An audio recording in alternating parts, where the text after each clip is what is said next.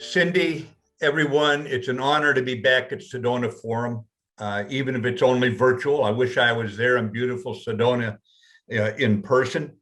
But we meet at a time when the world is awash in change, something that George Shultz used to say, former Marine of the greatest generation. And we're right now in a Sedona Forum position, I would say, that brings out the best in America, because when the chips are down, when things are going wrong, Americans rally. They come up with fresh ideas. We don't leave it just to government.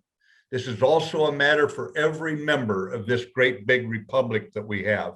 And we need fresh, rigorously debated ideas, especially now. And that includes from you young people who are watching. Authoritarian regimes right now today, from Moscow to Beijing, from Tehran to Pyongyang, dare I say from Havana to Caracas, they feel the wind at their backs. They've got technology. They think they've got a going concern in the way they can dictate to their people how things are going to be and adapt faster than democracies and steal a march on us. And the democracies themselves are coming out of, I would say, 25 years of strategy-free thinking. Democracies are coming out of a time when they really believed that freedom was free. They didn't have to endure discomfort or danger, that it was simply a gift they were given, that we had an ordained right to our democracy. But as the storm clouds gather from the South China Sea to the Ukraine, we must foremost, among our various many things we have to do, stick with what works. And one of the things that works is our alliance of the Transatlantic community, of Nato, an alliance of democracies. This is what we need to hold fast to. I would point out that the foremost model of an alliance in the world today is Nato. It is the alliance of democracies.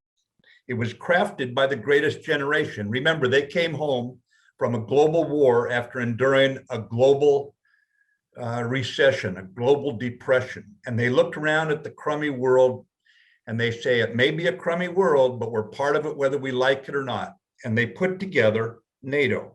And NATO was defined by an ambassador from a foreign country to me once in a way that I'd never heard before in my American history classes. He explained to me that after World War II, America made the single most self-sacrificial pledge in world history when America pledged 100 million dead Americans in a thermonuclear war to defend democracy in Western Europe that was coming out of the ruins of World War II. It took a foreigner to remind me that America is the country that led with inspiration and commitment, with devotion to the ideals of democracy. And history is compelling on some points. And one of them is that nations with allies thrive, nations without allies wither. And we should remember that, because we recall that NATO was established to keep the Soviet army out of Western Europe. Yet the first time it goes to war is after America is attacked on 9/11 in defense of America, in support to America, in furtherance of our policy aims. Now, people are going to say, well, NATO has problems. Yes, NATO has always had problems. In its first 10 years of existence, it had the Suez Crisis, where some of the NATO countries were actually fighting and other NATO countries were insisting they cease. But like Secretary General Stoltenberg has said more recently, we always find a way to work through our problems. And so there's no problem tougher than Suez that we face today. We must adapt NATO because global issues beckon and the democracies must stand together. There's a saying in the Marine Corps that if you're going into a gunfight, bring all your friends with guns. Well, ladies and gentlemen, if we are going into a fight for democracies, bring all your democracies' friends. And we need to stick together. So today's discussion is especially relevant right now as we bring all the democracies together. And the number one example, the number one model that we can look to is NATO, the Transatlantic community.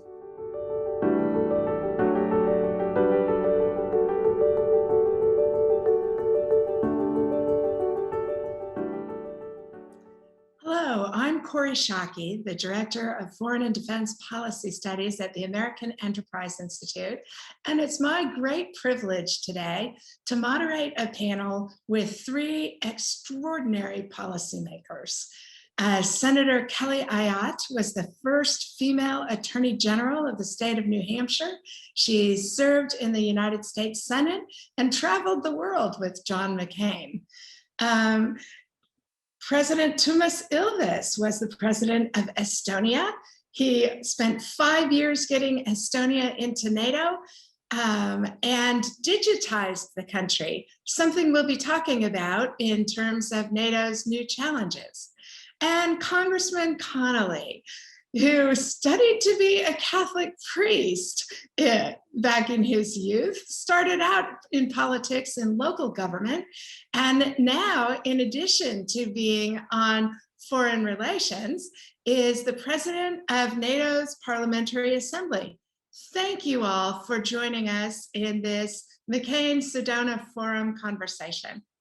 The first question I'd like to ask for each of you is one that comes up an awful lot, and it's a counter to John McCain's view of what made the world safe, namely the expansion of human rights and democracy.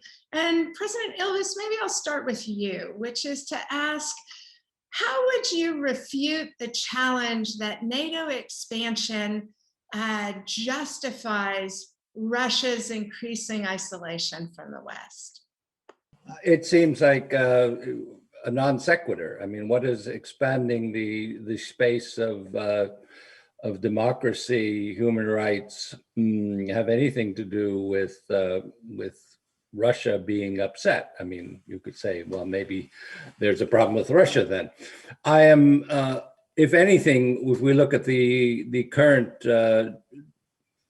security environment, we have a much larger space of liberal democracy and human rights today because of NATO expansion. And in fact, the countries that did not perform well enough to join are ones which have the biggest problems right now, be they Georgia or Ukraine. So I don't really see that argument at all.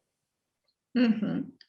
Representative Connolly, in your judgment, does that argument have any traction? How do members of NATO's Parliamentary Assembly think about those issues? Well, of course, there are 30 members and 12 associate members of the NATO Parliamentary Assembly, so there are lots of different points of view. But let me propound a view I think John McCain would be quite comfortable with. We need to be bold and unapologetic. We share democratic values. We are committed to democratic institution building. And if that makes Vladimir Putin and Russia uncomfortable, I'm glad of it. It means it's working. There are a lot of people knocking at our door to join our coalition. There aren't many people knocking on Vladimir Putin and Russia's door to join theirs. That tells you something.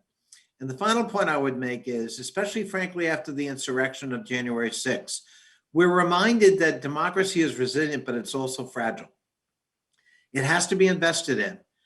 We have to have bold voices, like John McCain's was, to speak out and be heard and not be afraid. And NATO provides that collective umbrella, not only for collective security, but for shared values. If we don't have those shared values, we're just another military bloc. And that's what makes us very powerful. And that's what is the glue that coheres us together. That's an excellent framing of why NATO matters. Senator Ayotte, may I ask you a slight twist on the question? Given your travels with Senator McCain to a lot of countries emerging out of authoritarian governments and striving for democracy, how much does the beacon of shared values in NATO matter for countries that are trying to change their own course? Oh, I think it matters tremendously. And I would echo what Congressman Connolly said, that it's our values, it's what we stand for, it's the open, democratic, rules-based system of freedom. And that is a very important system economically. It's a very important system in terms of respect for human rights. And it's one of collective security. And I do think that it is important to us as a country, the US, what we stand for, but NATO collectively, what we stand for as countries fight authoritarian regimes as they come out of those, and also how we help those countries as they try to put that rules-based system in place, fight things like corruption that undermine confidence that people have in their own systems of government. And I think NATO plays a very important exemplary role in that regard. If I may stay with you on a follow-up question that I would then also like both of the gentlemen's perspective on. Vladimir Putin just passed legislation permitting him to remain in office through 2035 or something. And say again, Toomas? 36. Thank you very much. And it suggests that for as long as he remains in power, Russia will be a threat or at least an opponent of the West. How concerned are you about the overall direction of Russia, and how concerned are you about recent movements of Russian troops that appear to be threatening Ukraine? Senator Ayotte, how scared should we be? Well, I think that obviously we should continue to be concerned about what Russia is doing in terms of its intrusion into Ukraine and the sovereignty of Ukraine. And I think that's something that NATO collectively needs to be strong on. And this is something Senator McCain was absolutely passionate about when he, appeared at the Maidan and stood with the people there in Ukraine. So I am concerned about it. I think one thing that we do need to collectively continue to focus on when it comes to Russia is their disinformation campaign. That is something that impacts not only the US, but has impacted Europe, has impacted NATO allies, and that Eastern European countries. So that's something I think we need to be very strong on. We need to be allied together on, and really have a partnership between not only our governments, but the private sector to push back against that piece, which I think is unfortunately going to continue. President Ilves, you've spent a lot of time on the issue of disinformation and how do we use the tools of free societies to strengthen free societies. Any thoughts on what the NATO alliance can and should be doing to counter the disinformation challenge that Senator Ayotte just raised? I think it's not only disinformation, but actually it's a range of hostile activities in new domains. We shouldn't be too limited by the silos. There you have the people who do disinformation, the people who do hacking, the people who, and so forth, which, I mean, we seem to be in silos. For it is a continuum for Russia, perhaps also for China. I think where we're heading, however, is that NATO as a model is excellent, but I think that NATO, originally cast as the North Atlantic Treaty Organization, was a geographically based defense organization. But with the tools that our adversaries have today, geography no longer matters. Disinformation can be spread all over. It takes just as much time to hack into Australia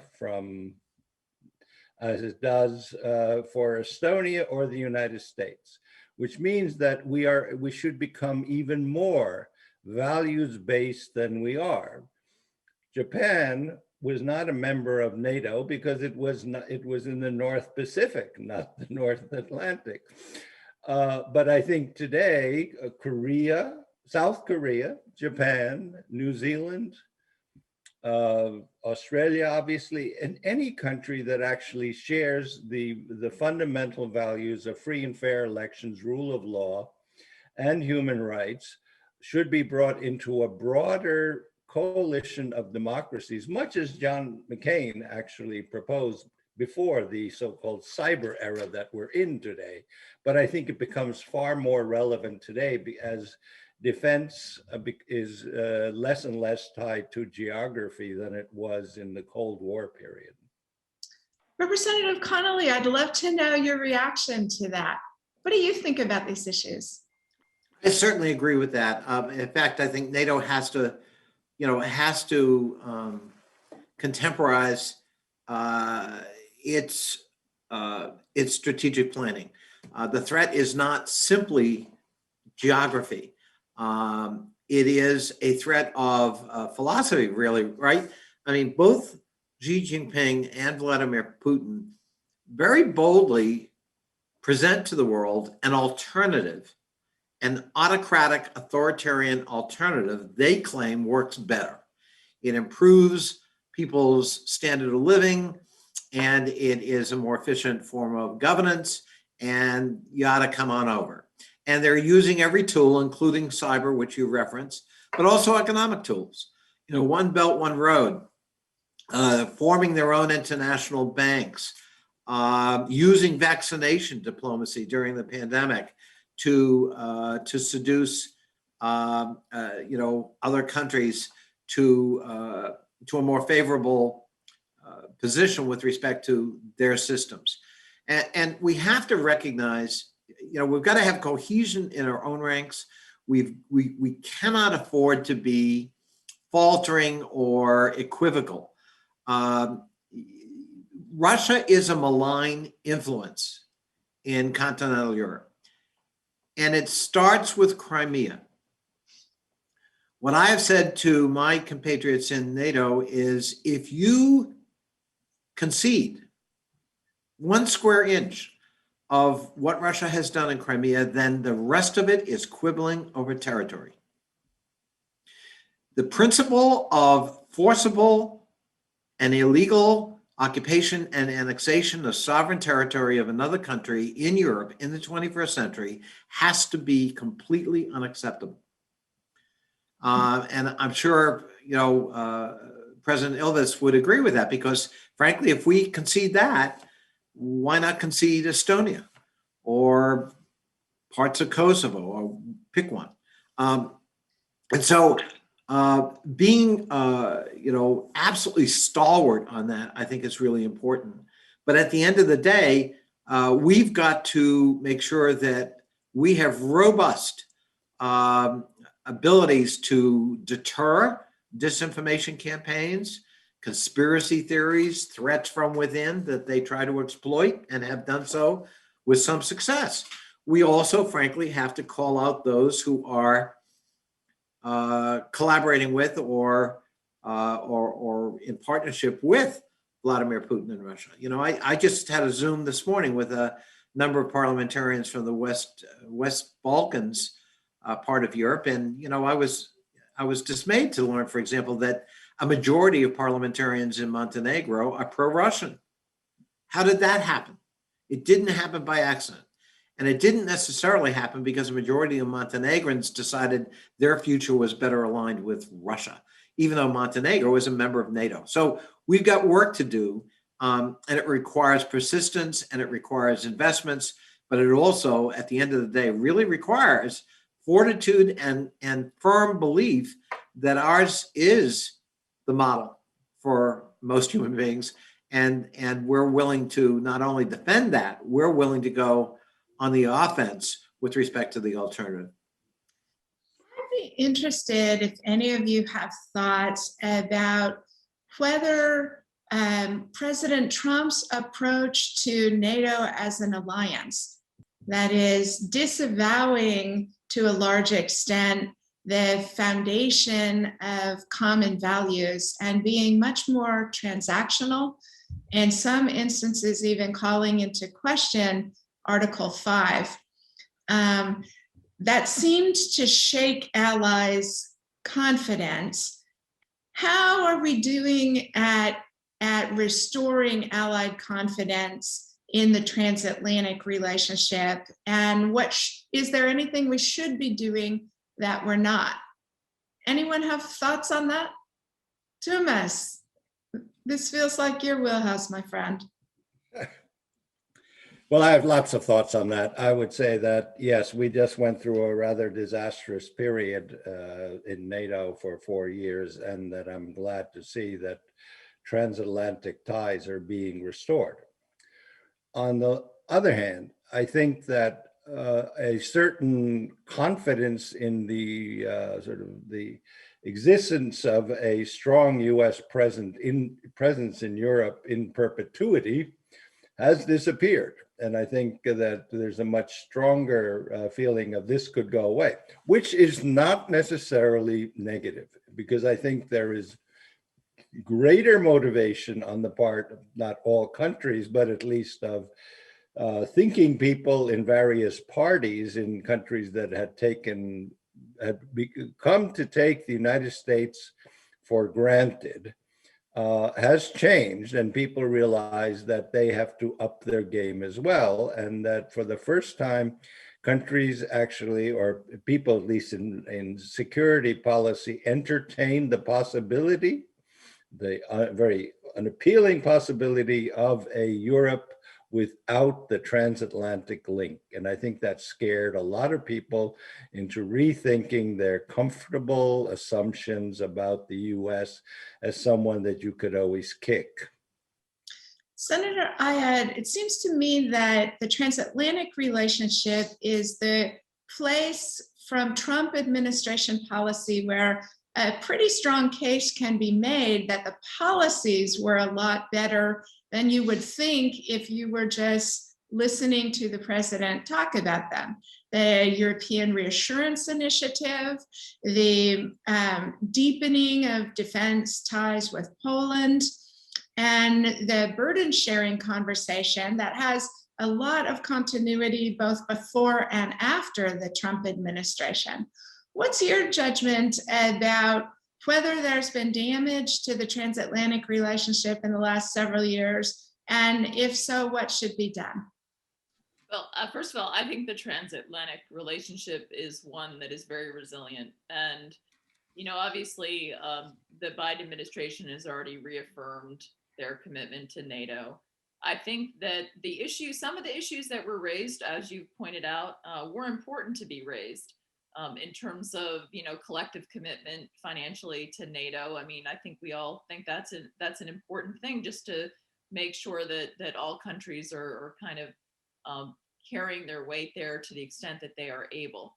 That said, where I look at where NATO is now, you saw that Secretary Blinken recently spoke to NATO, and I think one of the big challenges that is facing NATO right now is whether we will work together collectively to counterbalance China.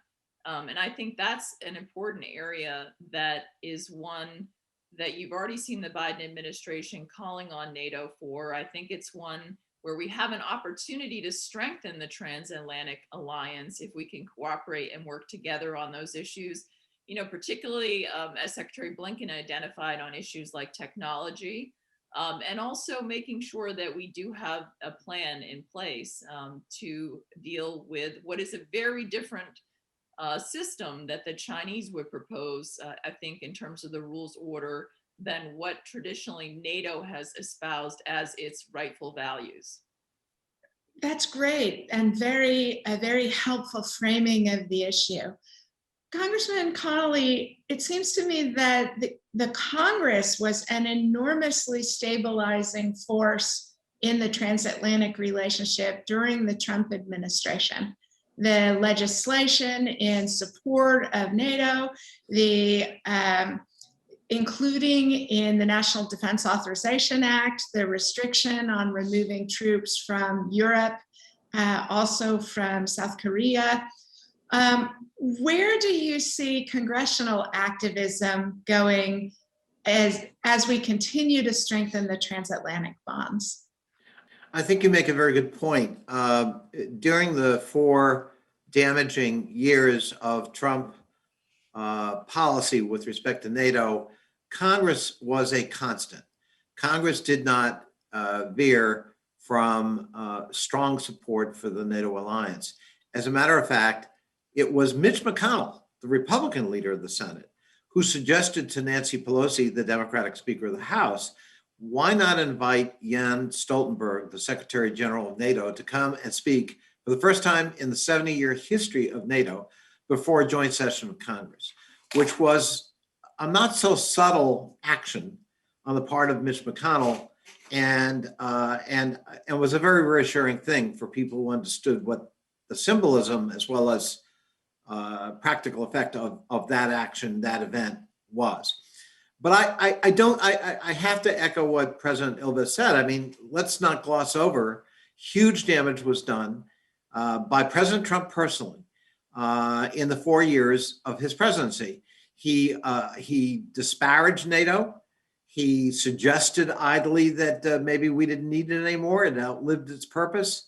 He praised Vladimir Putin and accepted his word that he was not engaged in disinformation campaigns in politics, including in our own country, contradicting his own intelligence community that unanimously concluded otherwise, saying that, well, Putin gave me his word and I have no reason not to believe him.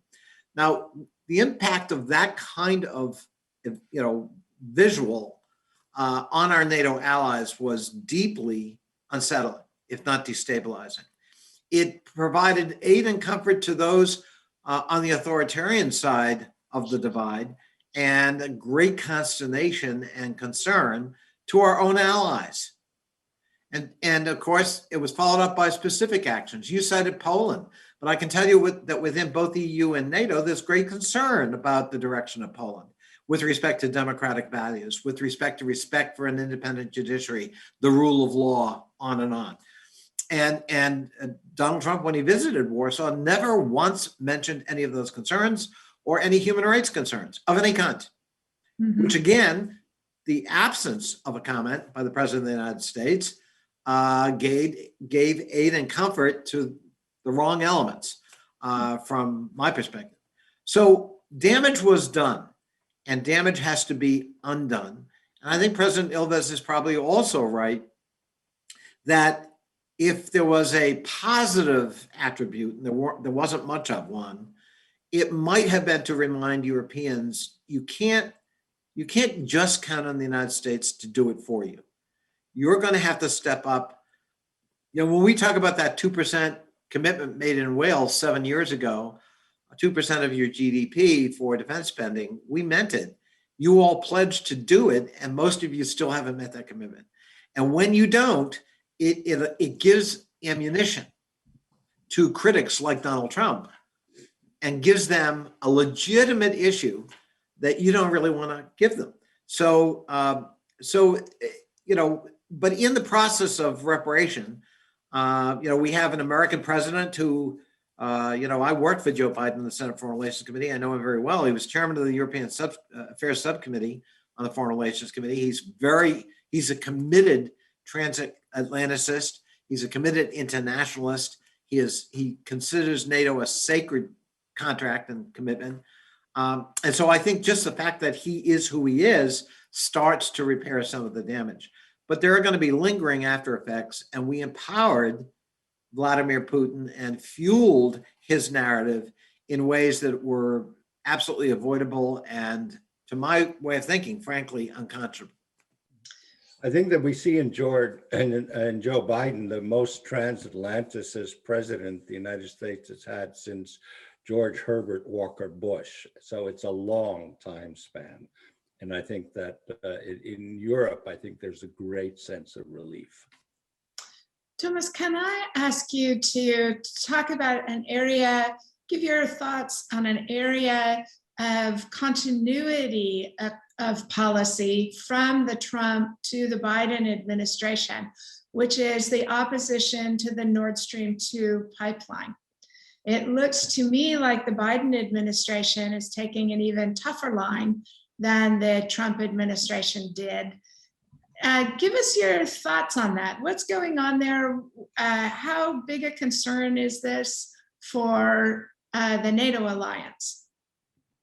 Well, most importantly, the Nord Stream 2 project will, in fact, considerably weaken Ukraine and make Ukraine even more vulnerable than it is at present.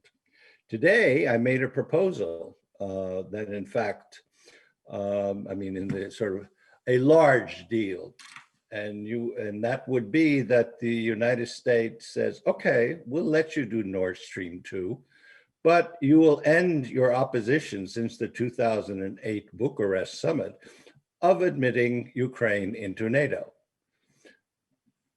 Because I was there in 2008 when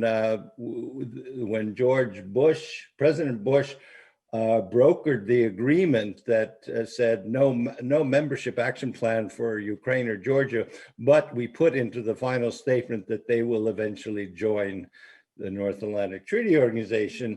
And this was the way that the American position, the Polish position was reconciled with Angela Merkel's position.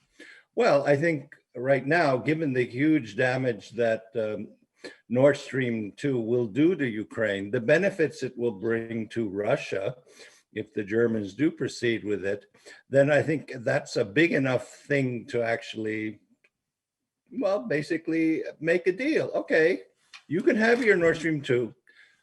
Right now, we take Ukraine into NATO. So, Senator Ayotte, one of your areas of both expertise and elegance is diplomacy. You very often get stuck with jobs that are going to require elegance of execution of the diplomacy. How would you, I saw you had a positive reaction in your expression as President Ilves was saying this. Would you take on that diplomatic assignment of trying to get this deal negotiated? It sounds like a heavy lift. It is a heavy lift, but first of all, I don't think that the pipeline should be built, but I think the President Ilves proposal is quite a clever one, and one that would really put Russia's feet to the fire, in the sense that if they remove their opposition to Ukraine joining NATO, we would find out, what they would say to that. I think would be fascinating to hear. So that's why you saw me smiling about it. But Germany would also be in a bind because they have been, of course, this is of extreme importance, and Nord Stream 2 is of extreme importance for Germany. On the other hand, just last week, Angela Merkel or the German foreign ministry and the French foreign ministry urged both sides to de-escalate in Ukraine. Now, what is Ukraine to de-escalate about? It's their country that has had its territory occupied. It is their country which has other where territories are de facto Russian. They are the ones under threat. And I read that Germany and France say that the Ukrainians should de-escalate. From what? Yeah, I agree, President. I think that Germany needs to do the right thing here. This is unfortunate, and I think your proposal would be one that would really cause the question to be framed in a way that would force people to really state where they stand. As I was listening to President Ilves's proposal, I was getting really nervous because what Russia has done so brilliantly is expose the gap between what we say we care about and what we are actually willing to do. They've done that in Syria, they've done it in Libya, and I was tensing up precisely because I worried that we might say we would admit Ukraine and then leave them exposed by Germany being unwilling to ratify their accession, for example. Representative Connolly, do you think there would be opposition in the American Congress to adding Ukraine as a NATO member? Would there be concern about that? And how do you read the reactions by other members, parliamentarians from other NATO countries, to the Ilves proposal? I don't know if there'd be active opposition, but I think there would be concerns raised about the status quo. So we've never had, remember, we've got, an article in the charter of NATO that says an attack on one is an attack on all, and we will respond accordingly. Well, we've never had a NATO member come into NATO whose part of sovereign territory is in fact occupied by the Russians, who are poised. We'll give you your chance, Toomas, once he's finished making his point. But the Baltic republics put in a special category. But I mean, we have active fighting going on in Ukraine, in the eastern part of the Ukraine. People are dying. People are being injured. And the Russians seem to be poised to step up that activity. And so what do we do about that? With respect to the German posture, the Germans kind of have always taken the position, especially with respect to energy issues, business is business and politics is politics. And they've kind of conveniently separated the two. I will remind you that a former chancellor of Germany, after he left office, took a job with a Russian energy company. And you also have a bifurcation in the German government, right, between the foreign ministry and the office of chancellor, controlled by different parties. And the foreign ministry, frankly, has on more than one occasion been, I think, equivocal with respect to Russia and Ukraine. I've been at sessions where some German parliamentarians representing the foreign ministry have attempted to dilute existing resolutions condemning the Russian occupation and annexation of Crimea, for example, and that echo the language you referenced, Kori, both sides are to blame, as if it were equal. That's a false equivalence. It's got to be addressed forthrightly. But so I think the Germans find themselves in a position of convenience that is inconsistent with our goals in Ukraine, our collective goals in Ukraine. And I think we need to be forcefully presenting that case to our allies in Germany. President Ilves. Just one little point. The enlargement or expansion of 1956 took in Germany, which was at that time, 1/3 of it was occupied by the Soviet Union. In de facto, maybe not in reality, but basically the point is NATO's first big enlargement was Germany in 1956. So Germany, what? I'm sorry, go ahead. So there's one country that cannot raise the issue of not controlling your territory. I guess I would say, from my own perspective of history, that is of course true, but it was a very different set of circumstances than we face in Ukraine. Germany was occupied legally by the Soviet Union under a treaty that ended World War II, that carved up the country in occupation zones that included the United States, Britain, France, and Russia, the Soviet Union. For a long time, I still have a passport where my passport was stamped by the government of East Germany, recognized as a separate country. And we're not facing anything comparable in Ukraine. It is on its face illegal for Russia to be doing what it's doing both in Eastern Ukraine and in Crimea. And I think we have to treat it, right, with that very much in mind. So as I watch contemporary Germany's choices about dealing with Russia, I keep hearing echoes of Germany in the 1950s. where President Eisenhower's biggest concern was the potential for German neutrality, that Germany would be unwilling to shoulder the burden of its own defense because it thought it might be able to manage better with a more accommodating policy. And I think I hear a lot of that, not only in German attitudes towards Russia, but also in German attitudes towards China. I mean, that the public in Germany is less willing to defend their own country than Americans are willing to defend Germany. Strikes me as a pretty big problem for the alliance.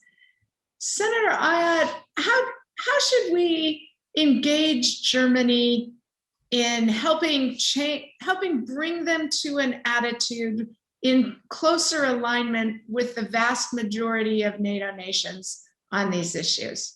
And in particular, because you've done so much thinking about China, how do we help navigate German attitudes to a more constructive place?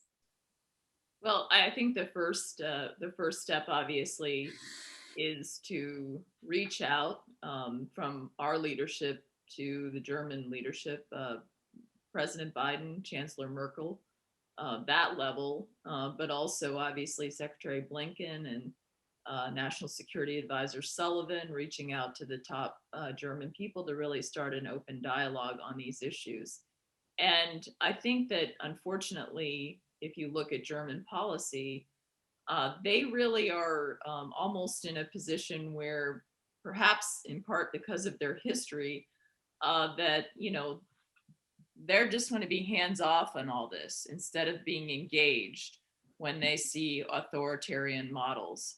And that, unfortunately, as we know, if you follow that to its logical end, there can be some very negative consequences for the world and for the free order. And so I think that has to start at the highest levels in terms of dialogue. Obviously, I also know there are exchanges that our Congress makes, for example, between things like the Munich Security Conference, where you can really raise these issues directly. And I think they do need to be raised because there are some very serious questions, whether it's technology transfer, whether it's the much more aggressive foreign policy stance of China in the South China Sea, and also, you know, what is happening around the world. So I do think we need cooperation with Germany and on these issues. So that would be my first recommendation.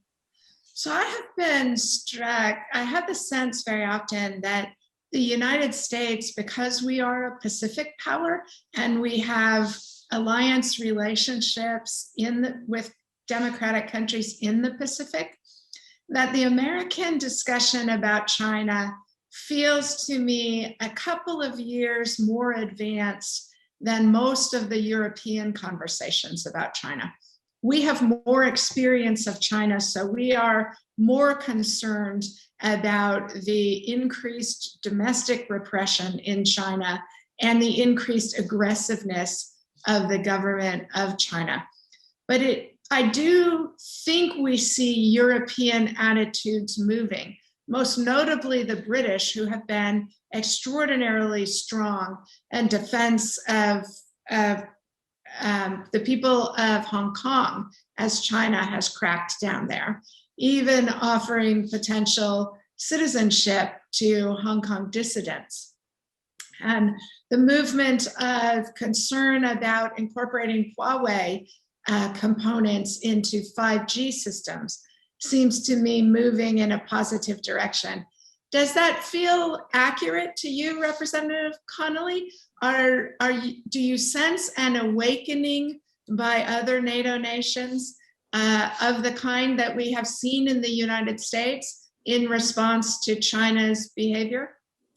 Yeah. Yes. Let me just say, if I can, before I talk about China, your observations about Germany and other parts of continental Europe, I think it's really important for our allies to always remember freedom is not a free good. It has to be protected, nourished, defended, invested in. It is fragile. It can be resilient, but it's also fragile. And I that's why the emphasis on not only collective security for NATO, but shared values as an equal pillar of the alliance, to me, is essential if we're going to move forward successfully. With respect to China, it's important to remember two things. One is the first mention of China as a rising power in any NATO document was 2 years ago at the Leaders Summit in London. Imagine that. Now, China is very shortly going to become the world's largest economy, eclipsing the United States. It already has the largest Navy and the largest armed ground forces in the world. It has the largest population in the world. It has, trade agreements that gird 30 or 40% of the world's trade. It has a One Belt, One Road initiative that is dealing with dozens of countries in terms of integrating them more closely to Chinese financing and Chinese debt and Chinese infrastructure investments. It's formed its own multilateral banking system to rival the international banking system created after Bretton Woods. And only 2 years ago, we noticed. Now, it's also, by the way, it's also absolutely active in Europe proper. I mean, if NATO's reason for not paying attention to China was, well, they don't really operate in our sphere of influence. Yes, they do. And we're seeing it in vaccination diplomacy. We're seeing it in investments being made and financing being made available to European countries in the Balkans and the southern tier. But we see Chinese activity in Greenland. We see the Chinese carving out for themselves a unique role in the Arctic Council, as if they were an Arctic power, which they're not, because they see the opportunity with the warming of the Arctic Ocean and the expansion of navigation possibilities, cutting off huge amounts of time and cost in international trade coming from China. So the idea that we're just waking up to the fact that, gee, maybe we should pay attention to China is very belated and very, I think, parochial, really, on the part of our European allies. And I think it's about time we paid attention. Is it natural that the United States would take a lead in that? Yes, because we're a Pacific power. And the Chinese need to remember that. I mean, history tells you that you underestimate the U.S. interest in the Asia Pacific region at your peril. President Ilves. Well, let me also say that, I mean, it is true that, in fact, only recently has NATO actually the European allies begun to pay attention. On the other hand, there has been a noticeable shift on the part of the rhetoric of Chinese diplomats in Europe. I mean, this kind of wolf warrior diplomacy demanding in the last year or two that the Swedes do something about their free press that's critical of China, that the Danes do something. The kind of rhetoric we saw last week toward Canada. I mean, these are all new developments. I mean, that's sort of the peaceful rise of China model that everyone wanted to believe in is really has really been shattered in the last several years. And so it's Europe is waking very much up to this. And in fact, one of the best reports of Chinese activity in Europe was done by the Estonian intelligence service in English, if you're interested. I should also say on Germany, while which we were discussing before, I mean, I think it's also noteworthy that right now the number 2 party in Germany are the Greens, who, against all preconceptions of the Greens, is one of the parties in Europe that is most concerned about human rights, violations of human rights on the part of both China and Russia in terms of rule of law issues, in terms of supporting Ukraine, and also, in fact, one of the most transatlantic parties in Europe, which, given our idea in other countries of what the Greens are about, is completely different. Yeah, I think one of the reasons I am less concerned about Europe waking up to China and Germany in particular is exactly that, President Ilves, that I just don't see how the German public doesn't become alarmed about China when they realize that Volkswagen has a plant built just outside Xinjiang, and the depredations going on to Uyghur Chinese in Xinjiang. I just think that the tools of free societies are going to bring us all into alignment on this, maybe not as fast as we like. If I may ask one last question, and I'd like to start with you, Senator Ayotte. What do we do about the challenge of democratic backsliding among NATO allies? It's going on in Poland, it's going on in Hungary, it's going on most alarmingly and for the longest period of time in Turkey. Values being so important to the cohesion of the alliance, and yet we have the intractable problem of backsliding. I can't think of good answers myself. I would love if any of the three of you have suggestions about how we should navigate that problem among allies. Any thoughts, Senator Ayotte? Well, I think it goes back to, I think, what Congressman Connolly has talked about. We have to live our values, and we have to, I think, as NATO, continue to push that those values of human rights beyond just the transactional partnership for a military basis are very, very important. So yes, this is not an easy question. And I think that it requires us using all of our tools, the tools of diplomacy. At times, I think even collectively, whether that means, perhaps sometimes pushing on the sanction front, staying aligned together on certain issues that come up. I mean, meaning that those of us who are free democratic nations really stand allied on these values and push back, even among members if we have to. But those are some of my thoughts. Listening to you made me so homesick for Senator McCain, because he was so adroit at putting his arm around the shoulders of allies who were struggling and failing at important challenges, and talking honestly about the consequences of those failures, while also encouraging them into the common values. And I can see from your expression, Senator, you remember that about him as well. I do, and I've been in some of those sometimes difficult but important meetings that he would have one-on-one with leaders around the world. But he was very clear about it, and he had a way of having those conversations that are important, that we work together collectively to have those conversations with countries when they need them. Well, my friends, our time draws to a close. Thank you so much, Representative Connolly. Thank you so much, President Ilves. Thank you so much, Senator Ayotte, for joining in this conversation about the NATO alliance, that what is so important to the security and the prosperity of our country. Thank you. Thank you. Take care. It's been great.